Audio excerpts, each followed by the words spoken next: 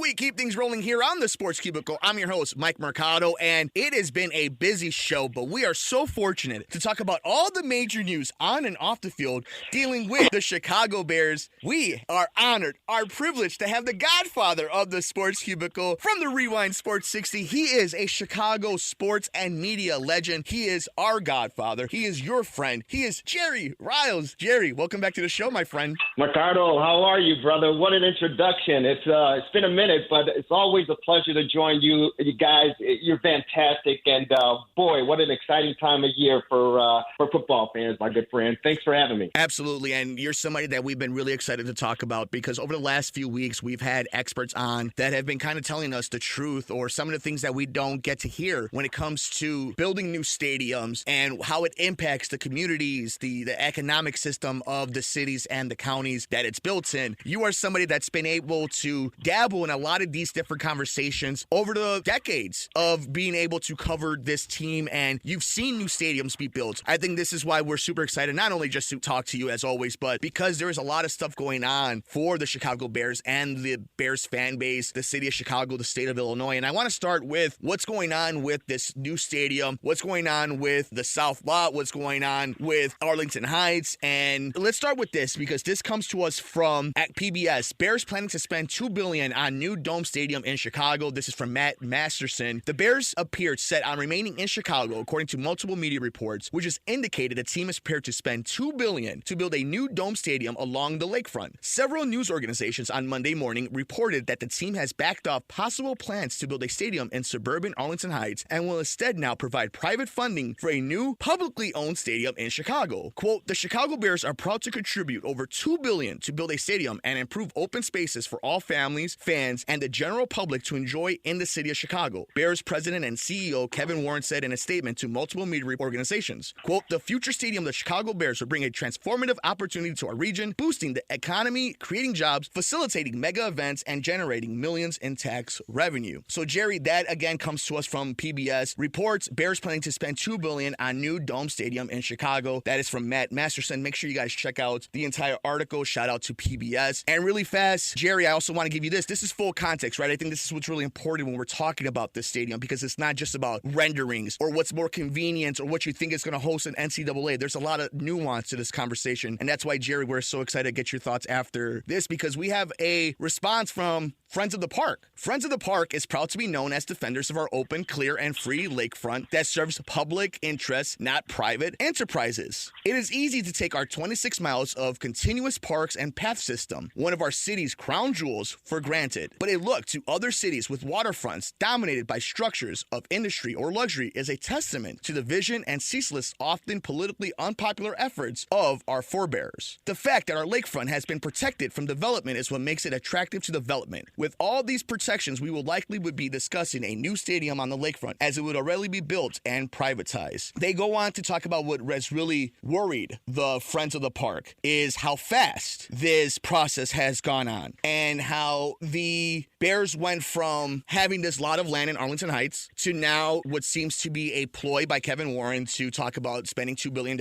and having a publicly owned stadium in the lakefront. Jerry, you've seen old Soldier Field become new Soldier Field and all the political hoops that went through to the point where they had to keep those columns up. When you hear all these noise, and we're going to hear from Andrew Zimbalist in just a moment, but when you hear two of the big players in this situation, Kevin Warren and Friends of the Park, where are you in this entire storyline of will they or won't they? Will the Chicago Bears stay in the lakefront or will they go to Arlington Heights? We haven't had a chance to talk to you about this, and I know you've had a lot of thoughts digesting. What are your thoughts in this entire stadium situation? You know what? Thanks, man. I appreciate that question. Friends of the Park, they got a lot on their plate. Before they even talk about what's going on the lakefront with the Bears and the potential of building a dome stadium there, they're in a fight just a few miles south of Soldier Field with the Park District and the golf course there, Jackson Park, because you can recall a couple of years back, you know, with the President Obama library going up there in the Hyde Park area, they want to convert Jackson Park, the only pretty much 18-hole golf course in the city of Chicago, to a PGA tournament-style golf course.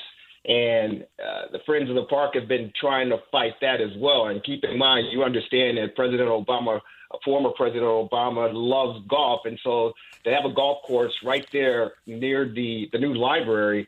It's something that he dreamed of. And Tiger Woods actually toured the park there in the facility to see what type of, because he's behind, building that park there. President Obama reached out to him and asked him, hey, can you develop a golf course here that I can go out and play and entertain people from around the world? And Friends of the Park have been fighting that as well. So now when you throw in Soldier Field, they got a lot to try to fight. And unfortunately, I don't think they're going to win the fight because, as we all know, money rules. And when you talk about the Bears committing $2 million to this, $2 billion of private money to this project, it looks like it's moving forward. And here's the deal. A lot of Chicagoans want the Bears to stay in Chicago on the lakefront because of tradition.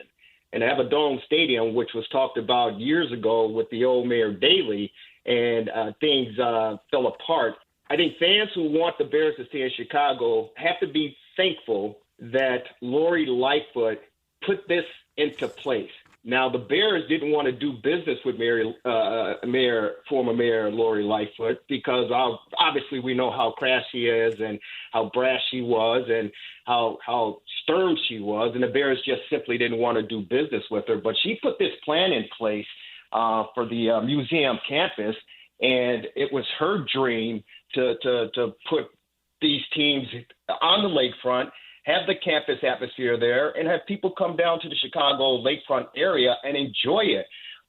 She was ousted, didn't get voted back in as mayor, so she took that plan, that project, and handed it to Brandon Johnson, the current mayor of the city of Chicago. And Brandon just had to turn it over to the Bears and Michael McCaskey. Now, keep in mind, if Ted Phillips is in that seat that Kevin Warren currently sits in, I don't think the deal happens. But because Kevin Warren is an open-minded, intelligent guy, he understands the value of the team and location. Brandon Johnson was able to hand Lori Lightfoot's plan over to the Bears and Kevin Warren, and they sat down, they negotiated. Keep in mind, Ted Phillips was the guy who pretty much negotiated the deal for the Arlington Heights move. And that was a great business plan, a great business idea. But unfortunately, he's not in that position anymore. Kevin Warren is. Kevin said, and this is just my speculation, Mercado. He said, hey, wait a minute, I live out south. He lives out south. He's saying, I'm not going to be driving all the way to Arlington Heights every day to conduct business. So from his perspective, it makes logical sense to have the location, the headquarters, down on the lakefront, because now he's just going to jump on DuSable Lakeshore Drive, travel a few miles, and he's going to be at work, as opposed to being in the gridlock, so to speak, traveling from the south side all the way to Arlington Heights to conduct business. So I think this plan is fantastic. And keep in mind, the federal government has thrown in billions of dollars for transportation. They want to have a system right outside of Soldier Field, the trains right there, so fans can come from downstate, whether it's Springfield, whether it's St. Louis, whatever, jump on the rail, come up in a couple hours, if even that, the speed rail, drop themselves right off across the street from Soldier Field, cross the bridge, and go to the facility. So this is all structurally designed. And as far as business is concerned here in the city of Chicago, we know how business works. We see what the Cubs are able to do over, in Wrigleyville. It's almost like a mini Disney World for Cubs fans. And so there was a lot of work that went into that as far as the Ricketts are concerned. And I think Jerry Reinsdorf, I think the Bears, they saw all of this and they say, hey, wait a minute, we can have something like this as well. And so I don't know what's going to happen with the land out in Arlington Heights. That's a lot of land, but the residents out there were balking at the Bears coming out there because obviously, the property tax was going to go through the roof. And many of those fans did not want to foot the bill, and the Bears were trying to get the residents of Arlington Heights to foot the bill as far as building an establishment and a stadium and an entertainment venue out there. So it was never a doubt in my mind that the Bears were going to leave. I just knew that they were going to find a way to stay in the city of Chicago. And now to have the opportunity to build on the South Lot, a dome stadium, and you talk about the other entertainment that you can bring year-round to that facility, it's a win-win situation. But unfortunately, there's still a price tag on the current agreement over at Soldier Field as far as the fans are concerned and the Bears. But I think it's a win-win situation for the city. I think it's a win-win situation for the Bears. And I think all the players involved have come to their senses and say it makes sense. And the NFL, you got to understand, Roger Goodell and the commissioner is like, hey, you know what? This is Chicago. And he hasn't publicly come out and said this, but you can know behind the scenes that he's telling people here in Chicago that this is a landmark situation. It should stay on the lakefront. The Bears should not be moving. And, it's in your best interest to keep it in that location. So I think it's a win-win situation for everybody, Mercado. So there's a couple things, Jerry. I mean, obviously the one thing that we have to acknowledge is a lot of NFL teams don't play in the city that their namesake is. A lot of new major stadiums are built in open areas outside in the suburbs of the major city they're in. We just saw SoFi Stadium be built. We've seen Jerry World be built. And I think that's an example within itself. We've mentioned a lot of players into this, and I think this is important. When we talk about Friends of the Park, they mentioned Ted Phillips. The Bears have repeatedly prioritized commercial development in conjunction with a new stadium. It's part of what drove them to buy and raise land in Arlington Heights. Ted Phillips, a former Bears president and CEO, spoke of transforming the 326 acres into a wonderful 365-day-a-year entertainment district. What new entertainment district are they imagining for the lakefront? We are interested in conversations about other locations more suitable for development. We are friends of the parks, not just friends of the lakefront. Our work spans the city. For example, if the Bears really want to make a generational impact while keeping lakefront views, the Michael Reese site potentially offers the best of both worlds. The development of a state-of-the-art stadium surrounded by a residential, business, and entertainment district in a community steeped in rich Black history. It is also accessible by bus, train, car, bike, scooter, and walking without disrupting the lakefront. That is from Friends of the Park. And we talked about Mayor Johnson. Quote, I have said all along that meaningful private investment and a strong emphasis on public benefits are my requirements for public-private partnerships in our city, said Mayor Johnson. And we've heard from the governor himself, Governor Pritzker, talk about a big old no of giving people public money to build private stadiums. And Jerry, I want to get you this before we have some fun about the NFL draft. We had on economic professor Andrew Zimbalist from Smith College, one of the experts in this situation, talking about what new business and stadiums bring in. Take a quick listen to this, my friend. There's not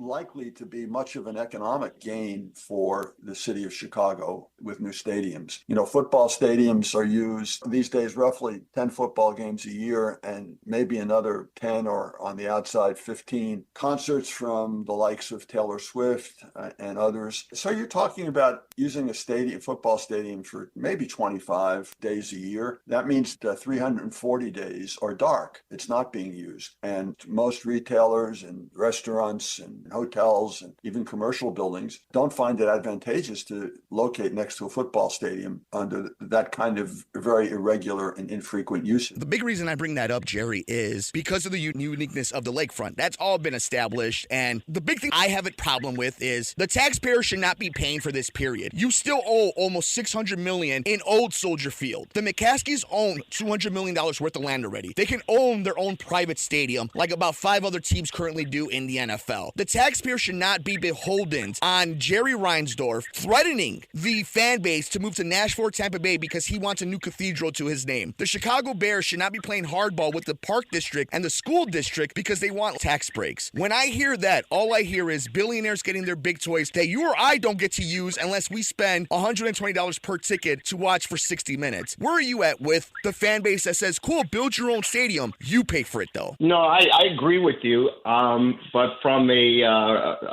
practical standpoint, these owners, these billionaire owners, this is their playground, and they know that fans are going to support their team because of loyalty, generational tradition, and at the end of the day, they're going to want to be a part and attached to their respective teams. And again, I use the example the Ricketts and the Cubs. The Cubs did not care about the fans and footing the bill and all of that stuff. They said, this is what we have in mind of what we want to do and what we're going to do. And Theo Epstein was masterful behind orchestrating that. And he got a rude awakening with Rahm Emanuel as the mayor back at the time, because Theo felt he could come in and dictate in Chicago how things are going to play out. And, of course, because of the Cubs, he thought he had leverage. But Rahm Emanuel quickly sat him down and said, listen, young man, this is the city of Chicago, the city that works, the city that works against you if you don't play ball with us. And that's why all of that Wrigleyville area took time to get developed and built, because the city and Rahm Emanuel at the time, we know how shrewd he is, he was playing hardball with the Cubs until they met his demands or whatever the case may be. So the same, I think, applies here regarding the Bears. And they know that the fans are going to come. Right now, Soldier Field sits approximately like 61,000 fans. With a dome stadium, obviously that attendance can go up to 20,000. I don't know exactly what the seat capacity is going to be. But the Bears know. They just know. The city knows. They understand that fans are going to support. Now, keep in mind, you got to understand, now with betting being legal and all these sports books popping up, the Bears could easily, along with the city, they could put a sports book in the new Dome Stadium. Now you've got capacity 365 days a year. Not only put a sports book in there because fans will go over there, but you got concerts. Taylor Swift was just there. Beyonce was just there at the old Soldier Field. So now you can have concerts year round. You got the Chicago Fire who plays at Soldier Field. They'll take up some of those dates as well. But I think with the betting world and sports books popping up all over the place, we already see the city put in Bally's downtown at the old Medina Tower there, hall. So if a sports book is there in that Dome Stadium, it's dude, game over. So I like what your guests talked about, but it's not going to be dark 340 days a year over at that Dome Stadium. This is Chicago, and I like the idea of you saying there are other teams, not playing in their city, but I just think Chicago is a very, very different and unique sports mecca, so to speak. And I think the landscape right there on the lakefront makes it appealing for the fans, but also for the national audience that tune in as well. He is the godfather of the Sports Cubicle. He is a Chicago sports media legend. He is Jerry Riles.